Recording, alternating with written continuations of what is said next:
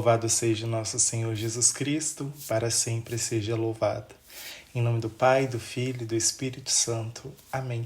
Já quero te acolher, dar as boas-vindas a você a mais uma aula de hoje. Nós estamos caminhando aí para a 5ª aula e é uma escadinha. A cada dia nós vamos compreendendo melhor o porquê que Deus quer falar tantas coisas e tantos segredos que estão escondidos do coração dele para nós, nesse aprofundamento. E hoje, nesse momento dessa aula, nós iremos aprender a conhecer, a desmascarar o maligno, a aprender a identificar quem são eles, o que são eles e também como são as portas de entrada para a ação do mal em nossa vida. E para poder já dar o direcionamento para esse momento, eu gostaria que você pegasse a sua palavra em Deuteronômio 18, a partir do versículo 9 ao 13. Então pode dar uma pausa, que aí a gente retorna para ler junto. Deuteronômio capítulo 18, versículos de 9 a 13. Vamos ler. Quando tiveres entrado na terra em que o Senhor teu Deus te dá, não te porás a imitar as práticas abomináveis da gente daquela terra. Não se ache no meio de ti quem faça passar pelo fogo seu filho ou sua filha, nem que se dê adivinhação, astrologia, aos agouros, ao feiticismo, à magia, ao espiritismo ou à invocação dos mortos, porque o Senhor teu Deus abomina aqueles que se dão a essas práticas, e é por causa dessas abominações que o Senhor teu Deus expulsa diante de ti todas as nações. Serás inteiramente do Senhor teu Deus. Palavra do Senhor, graças a Deus. Então, para nós entendermos, quem é o mal, o que é o mal, quem são os demônios, o porquê que nós estamos aprofundando disso, nós precisamos entender primeiro que eles são espíritos, são seres espirituais.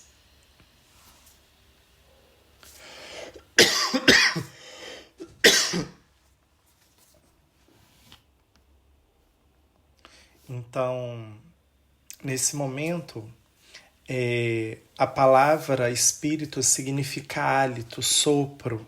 Uma vez que não tem corpo, os demônios não sentem a menor inclinação a nenhum pecado que se cometa com o corpo. Por exemplo, a gula, a luxúria. Então, esses pecados eles não conseguem cometer, são impraticáveis a ele. Cada anjo, ele traz dentro de si, se foi um anjo de Deus, o seu próprio céu. Da mesma medida que os anjos rebeldes, aqueles anjos que caíram na tentação, que se perderam por toda a eternidade, eles trazem dentro de si também o inferno. Cada anjo traz dentro de si o seu céu e cada demônio traz dentro de si o seu próprio inferno. Então, os pecados que nós cometemos, eles são sempre o pecado que nasce na alma. Antes de acontecer no corpo, primeiro, para acontecer um pecado que peca antes, primeiro é a alma. Então, por isso que o Senhor ele quer salvar a nossa alma, porque a nossa alma ela é eterna. É claro que na segunda vinda de Cristo, o nosso corpo ele vai receber um corpo glorioso, mas não vai ser mais esse corpo sujeito ao sofrimento, à morte. Vai ser um corpo glorioso, semelhante aos anjos. A palavra de Deus ela vai nos ensinar isso. Então, quando os espíritos malignos, eles decidiram pelo seu livre-arbítrio, porque Deus colocou eles em uma prova,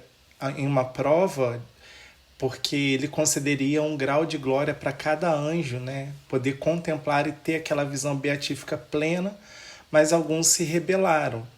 Então, essa decisão determinaria o grau da sua glória, da sua alegria e da sua felicidade plena. Então, a partir do momento que nós também cometemos um pecado, nós estamos rompendo com o céu essa identidade, nos assemelhando aos demônios, porque o pecado ele é uma rebelião consciente da alma, né? Ou até mesmo inconsciente, mas é sempre uma ação de rebeldia contra Deus, contra o primeiro amor, né? Contra as leis do reino. Então, o pecado ele nos afasta, né? Ele nos afasta de Deus, ele nos priva da graça divina. O Concílio de Trento vai dizer que quem comete pecado após o batismo é estar entregue ao poder do demônio. Então, se nós fomos batizados e nós ficamos no pecado, né, depois do batismo a gente fica em vida de pecado, nós somos entregues ao poder do demônio. Da mesma forma que a palavra de Deus vai ensinar que aquele que peca é do demônio, né, porque o demônio ele é pecador desde o princípio, né, ele é o pai da mentira. E qual que é a principal missão dele? Né? É seduzir as pessoas rumo ao pecado, rumo ao mal. Por meio disso, eles exercem o seu poder sobre a criação, por permissão divina. Né? Eles desviaram, em Romanos 1, 21, os demônios desviaram do seu plano original, não foram aquilo que nasceram para ser, e por orgulho eles foram condenados. É isso que a igreja nos ensina. Então eles foram feitos para o louvor da glória de Deus. Mas eles foram feitos para o louvor da glória de Deus, mas eles não foram permanecentes na essência daquilo que eles foram formados, né? Jesus, lá em João 17,15, ele vai rezar assim: não peço que os tireis do mundo, ele está rezando pelos seus, né? Mas sim que os preserves do mal. Jesus, ele ora para que Deus proteja os que Deus confiou a ele, para preservar do mal. Jesus atualiza o pedido na oração do Pai Nosso: mas livrai-nos do mal. Esse pedido que ele faz do Pai Nosso, ele atualiza pouco antes da sua morte, porque ele sabia que nós precisaríamos ser guardados do poder do mal. Então, olhando para uma realidade, né, do mal em si, Deus ele não envia, né, a doença ou a morte. A doença, a morte, elas são filhas do pecado, né? E o demônio ele veio, como Jesus ele vai revelar, João 10,10, né, que ele é o autor, ele é o caminho, a verdade e a vida, e o demônio veio para matar, roubar e destruir. Então, o Senhor ele é o autor da vida e não é ele que envia o sofrimento aos seus filhos, né? Por isso que nós precisamos aprender a reconhecer os seus ataques. E com a aula de hoje, na próxima aula, nós veremos como que o mal ele ataca, né, a todos nós. Então, por exemplo, São Pierre Damiani vai dizer que o diabo é tão mau que não consegue ser pior, porque ele chegou no grau máximo do mal. Ele é tão mau, mas tão mau, tão maligno, que ele não consegue ser pior. E como que a Bíblia dá os nomes, né, a esses espíritos, né? Por exemplo, nós sabemos, né, Lúcifer, que Isaías ele usa este nome como príncipe da Babilônia, a arrogância, o orgulho, e Lúcifer, que era o nome do anjo antes da queda, né? Lúcifer, anjo da luz. E depois da queda nós sabemos que ele virou serpente, Satanás, né? Satã. Então, nós encontramos na Bíblia a palavra diabo 39 vezes, Satanás 36 vezes. Perdão, é isso mesmo. Satanás 36 vezes e 63 vezes demônios ou demônio, entre os quais estão encontrados 53 vezes só no Novo Testamento, 53 vezes. Vai falar sobre a presença do mal. Então, os seres malignos, eles têm os seus outros nomes. Por exemplo, serpente ou dragão. Né? A serpente começa lá em Adão e Eva, quando chega em Apocalipse ela virou dragão, né? Então a igreja ensina também que o dragão também é um poder político, é um sistema que vai ser influenciado pelas forças das trevas. A Bíblia também fala de Abdon, Apolion, que é o anjo do abismo, da perdição e destruição. Tem também Belial, que é o falso deus, opaco, aquele que não vale nada.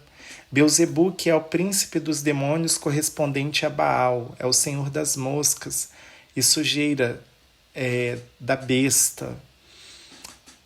Temos também outros títulos, como diabo, que vem do latim diabolos, que é o acusador, o inimigo, pai da mentira, o príncipe deste mundo, a serpente.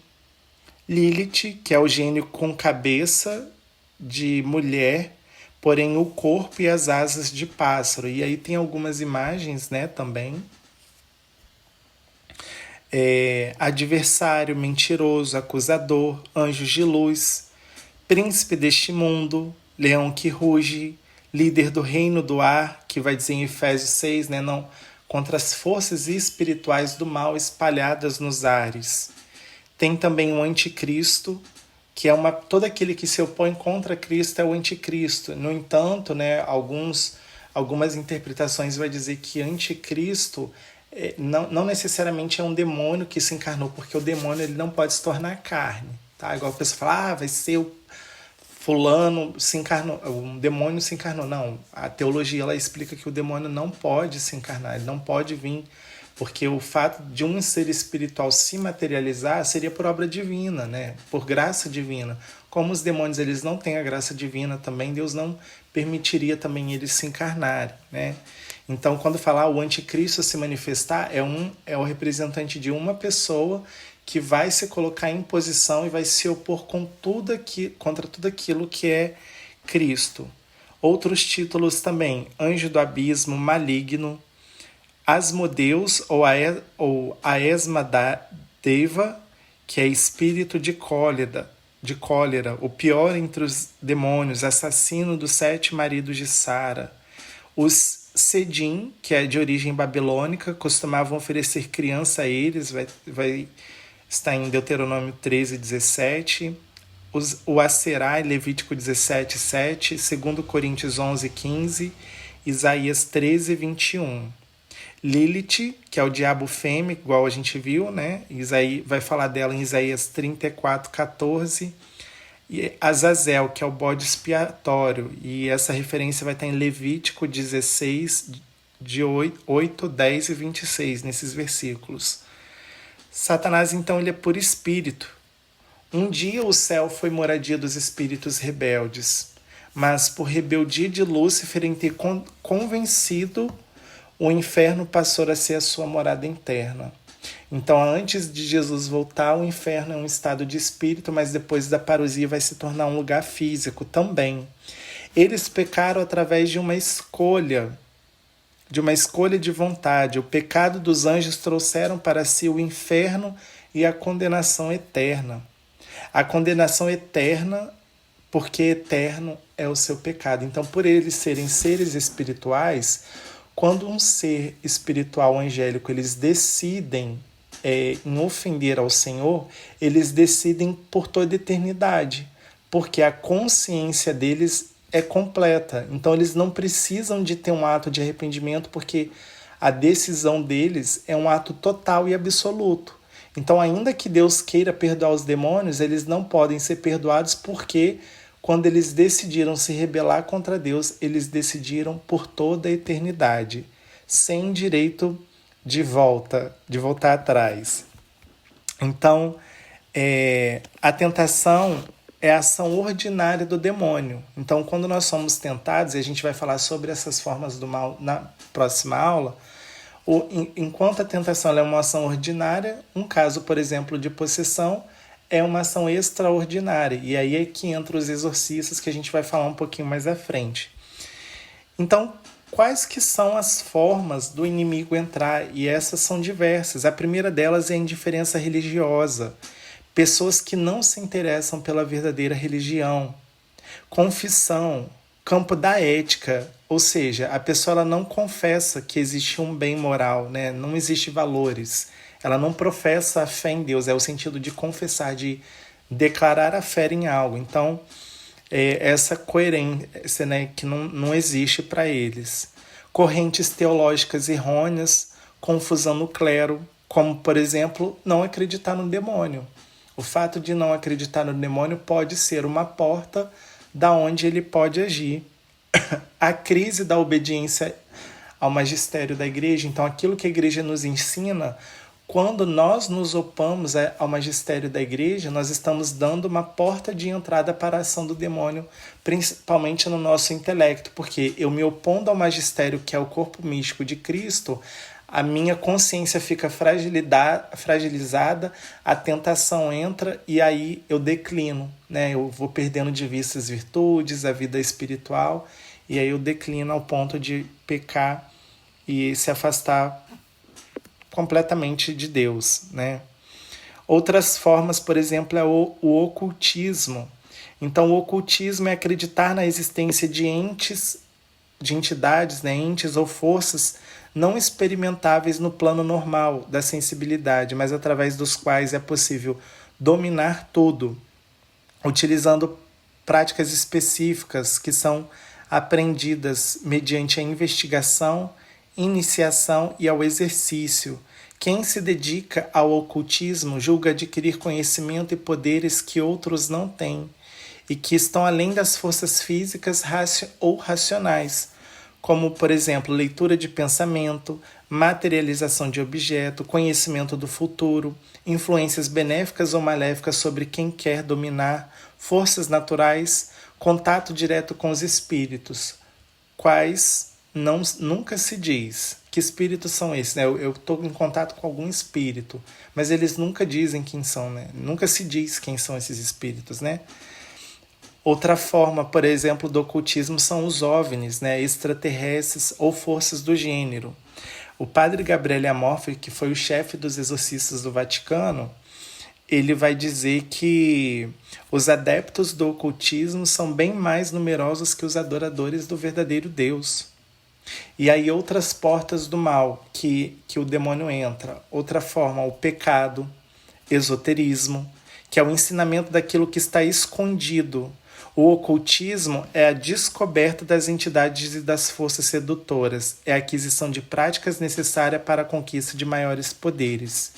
Então o esoterismo ele mistura tudo aquilo que é bom, tudo aquilo que é prática oculta, tudo aquilo que é força da natureza e coloca numa coisa e cria o seu próprio Deus, né? Outra porta de entrada é a superstição, quando atribuímos uma importância de algum modo mágico a certas práticas que são até mesmo ilegítimas e necessárias. Atribuir só a materialidade das orações ou aos sinais sacramentais, a respectiva eficácia independente das disposições interiores que exigem é cair na superstição. Então, por exemplo, às vezes é legítimo eu usar um crucifixo, mas, por exemplo, teve um exorcista, o padre Rufus, ele acompanhou uma pessoa que ela tinha pendurada mais de 60 medalhas no seu corpo, e ela foi possuída pelo inimigo por ela usar um monte de medalha, até mesmo consagrada a Deus. Mas por quê? A inclinação da fé dela estava errada. Não estava em Deus, porque bastaria ela usar uma, mas ela colocou como se fossem amuletos. A intenção dela era boa, mas a prática dela foi porta de entrada. Então ela colocava mais fé, apesar da intenção ser boa, mas a fé dela não estava na força divina, estava no objeto. E aí é que um grande risco. E aí superstição a gente pode citar inúmeras coisas, né? Elefante virado, né, descosta para a porta, planta comigo ninguém pode, usar figas, simpatias, patois e por aí vai. Outra forma de porta de entrada muito sutil são os horóscopos. Tem a simonia também, que define como a compra e venda de realidades espirituais. Olha, eu quero comprar a graça de Deus. Não, eu quero comprar o dom da oração em línguas. Eu quero comprar o dom de ter milagres. Isso é simonia. Isso é uma porta. Você querer adquirir dons espirituais pagando dinheiro, né? Então, tipo assim, eu quero ter o dom da levitação. Eu vou pagar para eu ter o dom da levitação. Isso é um grande mal. Idolatria, que são as entidades malignas, é contra o primeiro mandamento. Ele condena, a igreja condena o politeísmo. Então, por exemplo, a adoração ao Deus Sol, é essa idolatria, né? Adoração ao dinheiro, adoração ao sol, adoração ao mar, adoração a si mesmo. Então a idolatria é tudo aquilo que você coloca no lugar de Deus em primeiro lugar. Então a idolatria também é uma porta do mal. Uma segunda porta do mal é o pecado do sacrilégio, que consiste em profanar, né, indignamente os sacramentos. Então, por exemplo, se você está em pecado mortal e você comunga, você comete um pecado de sacrilégio. Então é um pecado assim gravíssimo, né? Um pecado mortal e gravíssimo. Então, para tudo isso exige o sacramento da confissão, né? E a conduta de vida que precisa mudar. Então, para tudo isso, para que você possa viver em paz, viver com Deus, você precisa mudar a sua conduta, né? Estar alinhado. Uma outra porta do mal é a adivinhação. E aí o Catecismo da Igreja, no parágrafo 2116, vai dizer que todas as formas de adivinhação que devem ser rejeitadas, recurso a Satanás ou a demônios. E a Igreja vai falar sobre, por exemplo, evocação de mortos ou outras práticas supostamente reveladoras do futuro, a consulta dos horóscopos, astrologia, quiromancia, a interpretação de presságios e de sortes e fenômenos de evidência a recursos de médiums. Tudo isso encerra uma vontade de dominar o tempo, a história e finalmente os homens ao mesmo tempo, que é um desejo de adquirir, né, com os poderes ocultos. Todas essas práticas estão em contradição com a honra e o respeito penetrados no temor amoroso que devemos ter a Deus. Então, todas as práticas de magia, vai dizer ainda, ou de feitiçaria pelos quais pretende domesticar os poderes ocultos para os pôr ao seu serviço e obter um poder sobrenatural próximo, ainda que sejam para obter saúde, são gravemente contrárias à virtude da religião. Tais práticas são ainda mais são mais condenáveis ainda quando a intenção é fazer, né, o mal. Tem um outro aspecto também, uma outra forma do mal atacar uma pessoa, que são que é a nova era, né? O fenômeno da nova era, onde a era de Aquários, né, prometiam levar a humanidade à ordem e à paz, né, e afogando, né, a era de Peixes, que era a era de Jesus, né? Então a era de Aquários ela vem para poder dominar tudo e está aí, por exemplo, os símbolos da nova era, né? Unicórnios, aqueles raios, um desenho de um raio, são objetos de borboleta, que é usada a questão da transformação, e por aí existem tantos outros símbolos que a nova era, e aí eu vou tentar eu vou tentar entregar para vocês também, vou disponibilizar um material para vocês verem mais ou menos aonde e de que forma sutil a nova era age, que pode ser, né, às vezes até por desenhos e visuais a gente acaba entrando, deixando essa porta aberta, né? Existe a condenação eucarística, que é quem pratica essas coisas não pode se aproximar da comunhão de forma alguma, porque é o pecado contra o primeiro mandamento, né? Então essas práticas ocultas elas precisam de arrependimento e de reconciliação. As participações em sessões onde os mortos estão invocados pode provocar não só males psíquicos, como também perturbações, malefícios e a própria possessão diabólica. Se o diálogo com os falecidos fosse útil, se fosse bem, Deus seria o primeiro a favorecê-lo. Se o proíbe de modo tão duro, é porque sabe que o mal que desvia o homem, afastando da verdade, prejudicando para quem o recebeu no da revelação, é o suficiente saber que Deus não quer evitar aquilo que o proíbe. A pessoa que não conhece a verdade não desobedece a Deus. Se evocar mortos, contudo, não fica preservada de suas consequências nocivas. Uma pessoa que não sabe que evocar mortos é um pecado grave, ela pode não ter conhecimento, mas ela vai ter a consequência. Porque todo ato, ela tem uma consequência, e toda lei divina, toda lei que rege a existência de todo ser individual, de todo ser humano, e que rege o indivíduo, a lei natural já é inscrita no coração do homem. Então, por mais que a pessoa, às vezes, ela não tenha consciência de que aquilo que ela fez é mal, apesar dela já ter essa inclinação de conhecer o que é certo e o que é errado, pela pelo ato dela, ela pode ter as consequências, e às vezes pode ser graves, inclusive. Sabemos que as almas dos mortos vão de imediato ou para o paraíso ou para o purgatório, ou para o inferno. Só temos esta vida como período de prova, não há outra solução. E aí vai dizer em Eclesiástico, capítulo 3, 21, não investiguei coisas que superam as suas forças. A bondade objetiva não justifica a sua origem. Então eu poderia explicar isso, mas eu deixo para você refletir. A bondade objetiva não justifica a sua origem. Por mais que o objetivo, você consultar os mortos, seja algo saudável, algo para consolar, algo para poder dar alguma mensagem, não justifica a origem do mal, né? Não justifica a sua origem. Então, quem não obedece à palavra de Deus e os ensinamentos da igreja, não espere encontrar a verdade invocando mortos. Uma outra porta do mal é a necromancia, que é isso que a gente está falando, a invocação dos falecidos ou espíritos para interrogá-los. Evocar é apelar para a sua presença. E quais são os motivos que levam a essa prática de evocação de mortos? A primeira delas é a curiosidade ou desejo de conhecer. Segundo, é o afeto para com a pessoa falecida porque não quer se separar. O terceiro é por acontecimentos futuros.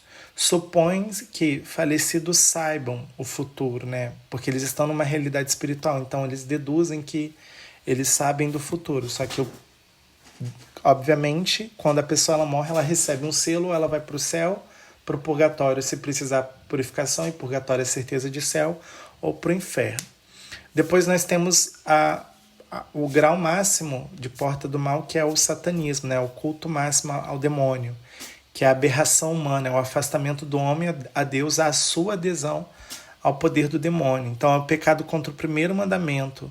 O satanismo impessoal, por exemplo, correntes de pensamento, como a nova era. Então existem também os pensamentos, né? As formas que o satanismo é colocado em prática em filmes, em rocks, principalmente rocks satânicos e pesados, e tantas outras formas, hoje em dia, através de séries, de desenhos, de programas, e a gente precisa saber filtrar, porque às vezes realmente a gente vê, é só um desenho, é só uma coisa, mas de pano de fundo, o satanismo está sendo colocado ali. Então, o que o satanismo oferece, né? Essa prática, poder, riqueza e prazer. Então, esses são os 3 pontos que eles oferecem. Depois, uma outra porta, nós temos a magia, que é a arte ou a ciência, prática baseada na crença de ser possível influenciar o curso dos acontecimentos e produzir efeitos não naturais, valendo de intervenção dos seres fantásticos e da manipulação de algum princípio oculto, supostamente presente na natureza, seja por meio de fórmulas, rituais ou ações simbólicas. Todas as formas, vai dizer o Catecismo da Igreja, de adivinhação hão de ser rejeitadas. Recurso a Satanás ou aos demônios, evocação dos mortos ou outras práticas, erroneamente que supõem descobrir o futuro.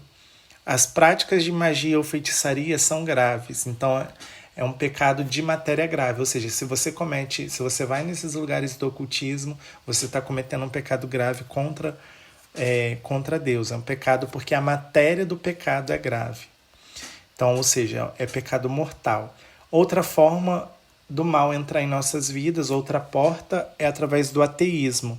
Uma forma frequente dele é o materialismo prático, que limita suas necessidades e ambições ao espaço e ao tempo, na medida em que se nega ou rejeita a existência de Deus. O ateísmo é um pecado contra a virtude da religião, ou seja, a pessoa não pratica nada, ela é ateu, ela não acredita em nada, né? Para ela tanto faz como tanto fez. Nós temos o agnosticismo, né? Ele se recusa a negar que Deus existe, postula também ao contrário a existência de um ser transcendente incapaz de se revelar e do qual ninguém seria capaz de dizer que fosse o que fosse, né? Em outros casos, não se pronuncia sobre a existência de Deus, declarando ser impossível prová-lo. Então, ele não descarta a possibilidade de Deus existir, e ele diz também que é impossível, né, provar a existência divina e até afirmá-la ou negá-la. Então, para ele, nenhum nem outro. Depois nós temos o feitiço, né, que é aquela operação feita para conseguir algo positivo ou negativo com auxílio dos demônios. Então, por exemplo, se durante um exorcismo, né, alguém foi contaminado por algum objeto, é possível, né, é necessário localizar aquele objeto que foi danificado. Não importa como ele foi feito, né? O que fez, tudo é resultado, é invocação do demônio. Então, da forma que é, tudo é invocação do demônio. A maneira pela qual essa coisa acontece, né? A maneira como ele é invocado para fazer algum feitiço é irrelevante. De um jeito ou de outro, se for invocado, o mal já impregnou ali. Então, o demônio ele pode dar poder e benefício que se faz, por exemplo, com todos os magos e bruxos, o poder da adivinhação e de provocar perturbações. Pode também dar vantagem a materiais, riqueza, sucesso e prazeres, mas uma vez que o demônio apenas pode fazer o mal e querer o mal, combina sempre esses dons com grandes sofrimentos. Por isso que aqueles que pedem dons a Satanás fazem um péssimo negócio, vivem um inferno já nessa terra, e se não se converterem, irão vivê-lo na outra vida também. Em um exorcismo, o demônio revelou o nome de 5 demônios mais perigosos no inferno, e eram nessas ordens: Satã, Lúcifer, Beelzebub, Belial e Meridiano, que é o demônio do meio-dia. Nomes tidos por demônio nos exorcismos, segundo os exorcistas: perversão, morte, porta e morada. E existem também alguns nomes que fogem das Sagradas Escrituras. Então, todos os nomes que não estão na Bíblia, né? Todos os nomes de demônios ou de anjos maus que não estão contidos na revelação da palavra de Deus são uma pura fantasia. Então, vai ter um monte de livro aí, diferentaço, nas estantes, de vários, talvez, filósofos e tal mais. Mas se não está contido na revelação divina, eles estão fora da verdade. E onde que eles estão? Né? Eles estão em nenhum lugar.